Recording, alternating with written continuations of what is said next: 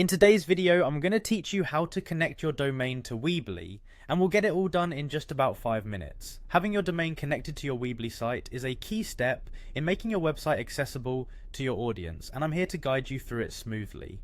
First, let's head over to the Weebly website by opening your preferred web browser and going to weebly.com. Once you're there, look to the upper right corner of the page and click on the Login button. If you don't already have a Weebly account, you'll need to create one, but since this tutorial assumes you're ready to go, let's focus on logging in. Type your email address into the provided field, ensuring you use the one associated with your Weebly account. After that, click the Next button. Enter your password on the following screen. Remember, keeping your password secure is important, so if you're managing multiple accounts, consider using a password manager. Once you've entered your password, click on Login. You'll be directed to the Weebly dashboard. Here, find the Overview section. This area gives you a summary of your sites, but what we're interested in is updating your domain. Click on the Website option in the navigation menu to bring up the details of your existing site. Then click on Edit Site. This will open the Weebly editor where you can manage and customize your site. Now let's navigate to the Settings section by finding it in the top menu of the editor. Next, click General. This is where you can make various site-wide changes.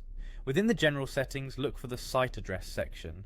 You'll notice an option that says click here, which allows you to manage your domain settings. Select it. You'll be presented with the option to connect your domain. Choose to connect or transfer it now, and then enter the domain name you've purchased. If you haven't gotten one yet, you would need to buy a domain from a domain registrar first. Finally, you'll see the option connect your domain. Click on it to proceed. At this point, you may be prompted to choose a subscription plan. Weebly has a few different pricing options based on your needs, so select the one that's right for you. After choosing your plan, continue following on-screen instructions until you've completed the connection process. And there you have it, you've successfully connected your domain to your Weebly site.